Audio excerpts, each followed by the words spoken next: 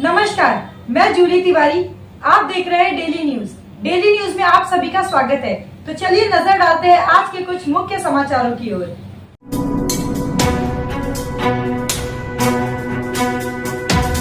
विशालगढ़ विवाद पर जितेंद्र आव्हाड का धमाकेदार बयान। विशालगढ़ पर घटी घटना से राजनीतिक हलचल तेज हो गई है।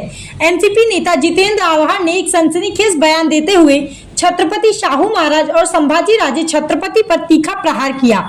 उन्होंने कहा, मैं धमकियों से नहीं डरता। संभाजी राजे रक्त के वंशज है, जबकि मैं विचारों का वंशज हूँ। आपने कहा, महाराष्ट्र को एक बड़ा बहुरूपी कलाकार मिला है, जो कभी टोपी, कभी गॉगल तो कभी रेनकोट पहनता है। ऐसे बहुरूपी कलाकार को महाराष्ट्र की राजनीति में जगह नहीं मिलनी चाहिए। उन्होंने कहा कि यह बहुरूपी कलाकार सत्ता के लिए खुद का वेश बदलता है, लेकिन मैं नहीं डरता। मैंने जीएसटी काउंसिल की बैठक में हिस्सा नहीं लिया, लेकिन महाराष्ट्र की मदद जरूर करूंगा। आव्हाड ने आधार कार्ड विवाद पर गंभीर सवाल उठाए। उन्होंने कहा, आधार कार्ड पर नाम बदलकर यात्रा करना राष्ट्रीय सुरक्षा के साथ खिलवाड़ है। सत्ता की लालसा में कानून को तोड़ा गया। जितेंद्र आव्हाड ने भाजपा पर भी जोरदार हमला किया। उन्होंने कहा, राहुल गांधी के परिवार ने देश के लिए बलिदान दिया है। यह देश और यह माटी राहुल गांधी की जात है। दिल्ली का नया संसद भवन पावस में टपक रहा है और हम वहां के कर्मचारियों के लिए 600 छतरियां और रेनकोट भेजने वाले हैं। इस धमाकेदार बयान ने पूरे राज्य में हड़कंप मचा दिया है। राजनीतिक गलियारों में यह बयान चर्चा का विषय बन गया है और आने वाले समय में इसके लिए गंभीर परिणाम देखने को मिल सकते हैं।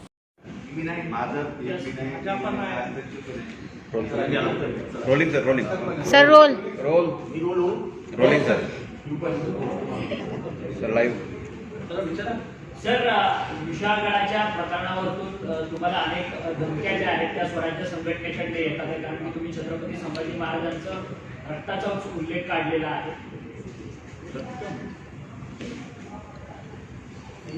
स्वतःला शाहू महाराजांचे वंशज समजतात आहे।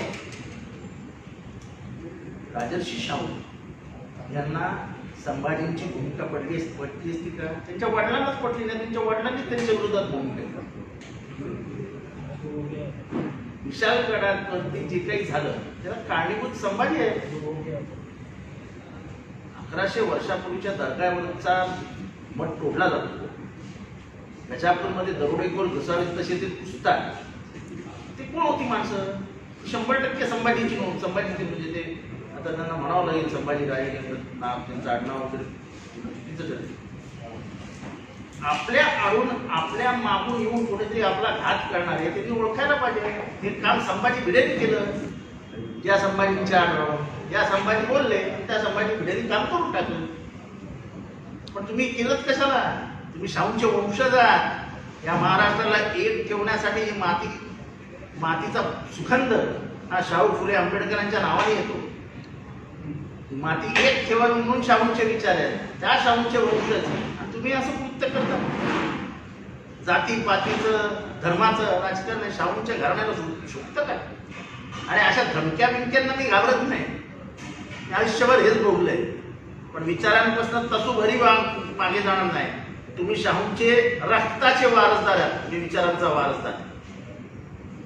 पण विशाळगडावरचं जे अतिक्रमण आहे ते काढण्यासंदर्भात हे सर्व आंदोलन जे आहे ते त्यांच्याकडनं करत होते, परंतु अगोदरच विशाळगडातल्या रहिवाशांनी सुद्धा मागणी केली होती पोलिसांना की पोलीस प्रोटेक्शन देण्यात हे पत्र आहे, हे पत्र 5 तारखेला त्यांनी जिल्हाधिकाऱ्यांना पत्र दिलं होतं की काहीतरी घडेल, प्रोटेक्शन द्या।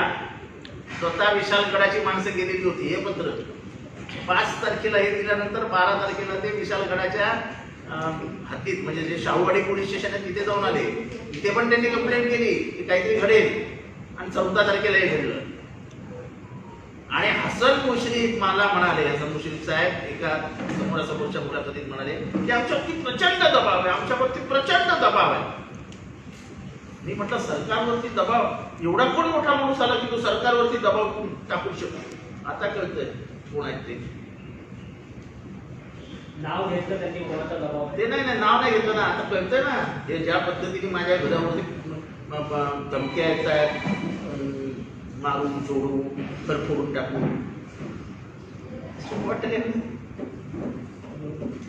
आव्हाड साहेब, दुसरीकडे आपण बघतोय मनसे आणि राष्ट्रवादीमध्ये राडा एकंदरीत पाहायला मिळतोय। जाऊ द्या, ते माझं काम नाही। परंतु या विशाळगडाच्या संदर्भात जातीय ताणतणाव निर्माण बघा, करते. मी सांगतो, हा सुनियोजित कट होता आणि हे संभाजीराजेंना वापरत होते.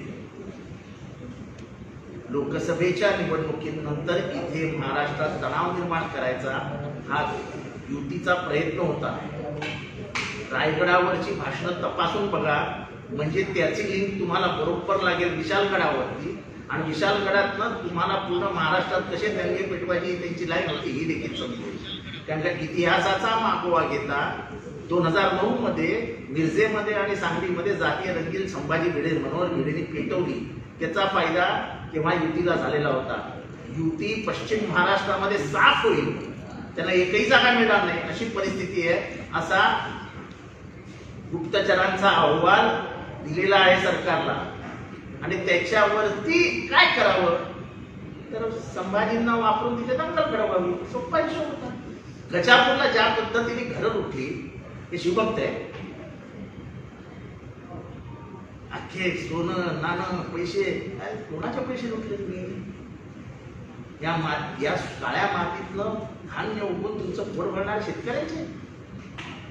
ते आयुष्यभर राबायचं, तुमची कुठं भरायची आणि तुम्ही त्यांचं घर लुटून देणार. अरे तुमच्यापेक्षा तर चंबळचे दरोडेखोर बरे.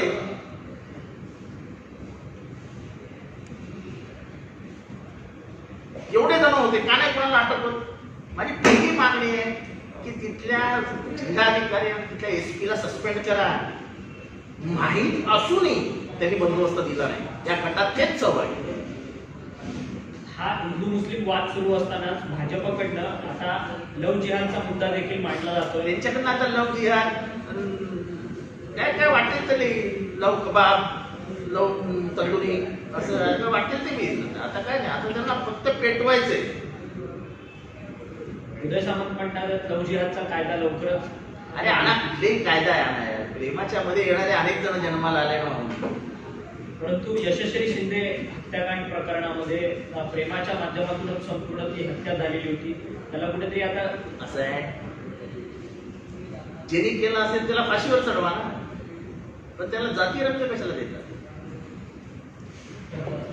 मला वाटतं भाजपच्या नेत्यांनी जास्त मुस्लिम मुलींची लग्न केली. सर्वात जास्त लग्न जे नेते आहेत त्यांनीच केली. आवड साहेब, जाती आणि याचा रंग देता कशाला?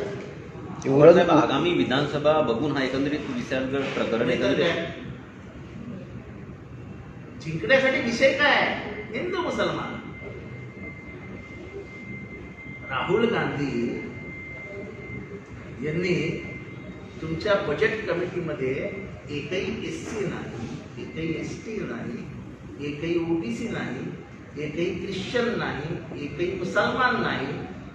इतकं म्हटल्यावरती BJP वाले इतके चिडले की ते राहुल गांधींचीच जात काढली.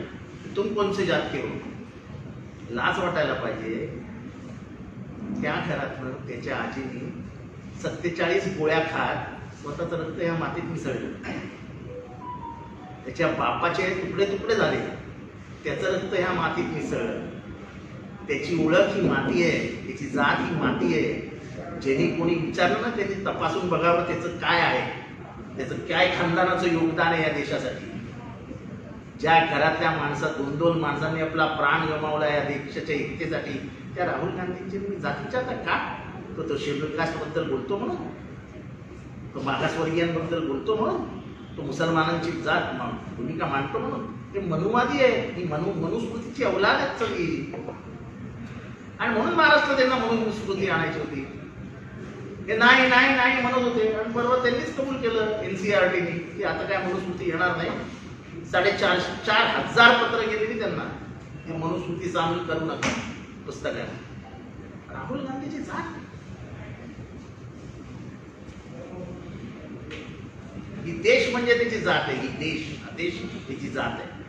मागील काही लोकसभेमध्ये मागील काही चर्चा सत्रामधून राहुल गांधी विरोधी पक्षनेते झाल्यानंतरची गोष्ट सांगतोय. राहुल गांधी सतत. आज के लिए बस इतना ही. कल फिर मिलेंगे इसी वक्त इसी चैनल पर. तब तक के लिए मुझे दीजिए इजाजत. धन्यवाद. हमारे चैनल को सब्सक्राइब करें और बेल आइकन दबाना ना भूलें ताकि हमारी खबरें सबसे पहले आप तक पहुंचे.